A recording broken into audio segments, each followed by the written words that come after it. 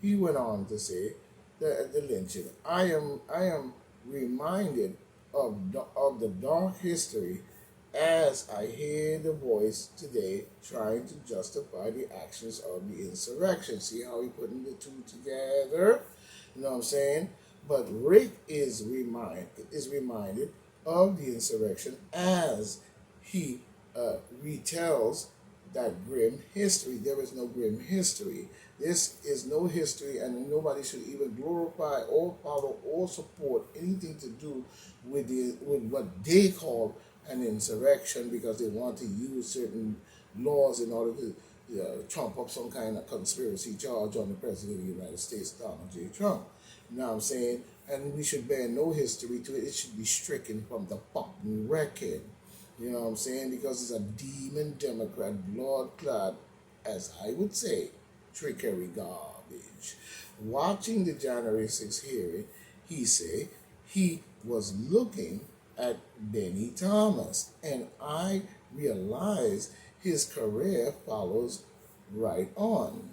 Summer 64, you start getting black people registered in Mississippi, a tiny minority, about 7%, are able to vote in the 64, but it raised,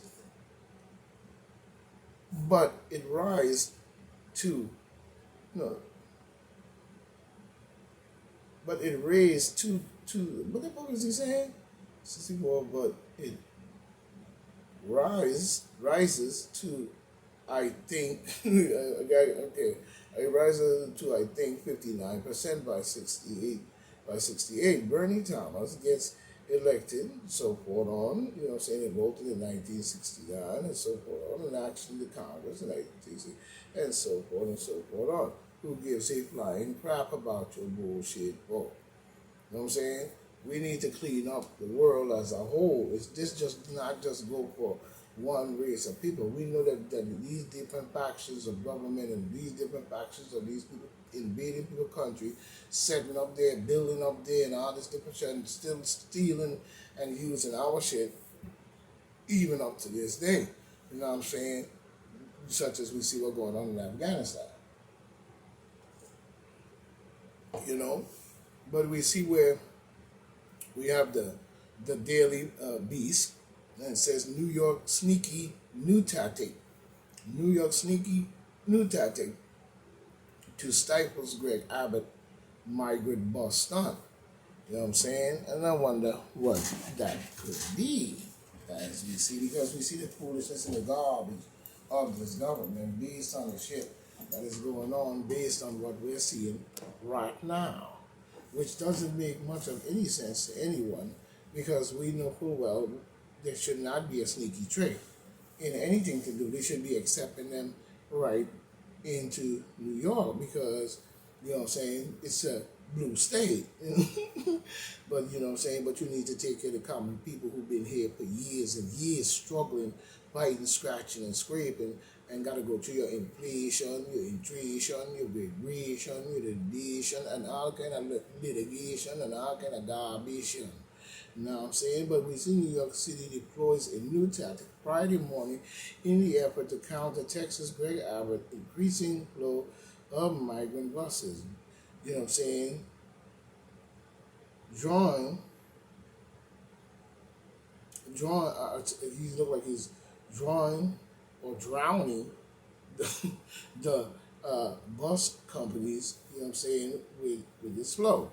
The first bus to arrive was a blue Volvo bearing Mexican Auto Transport Federal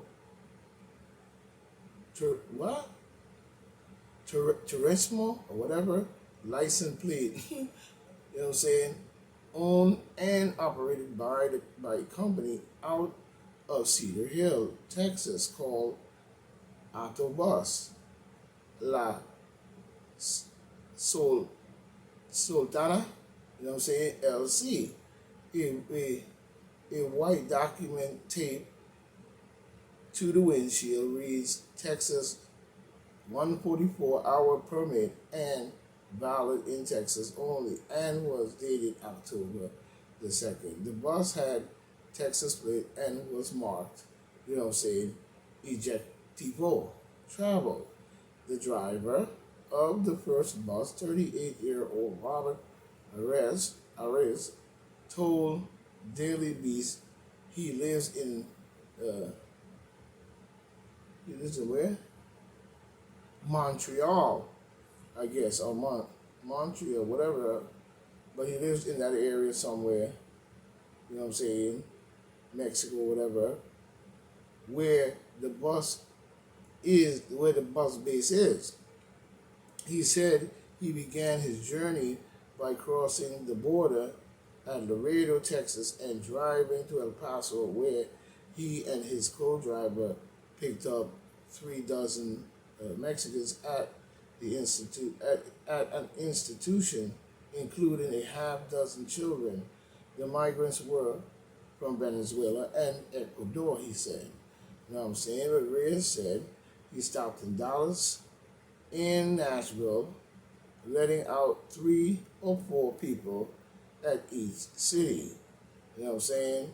Then continuing a 40-hour drive to New York. He said it was his second trip to New York with migrants. The cops set up an inspection booth.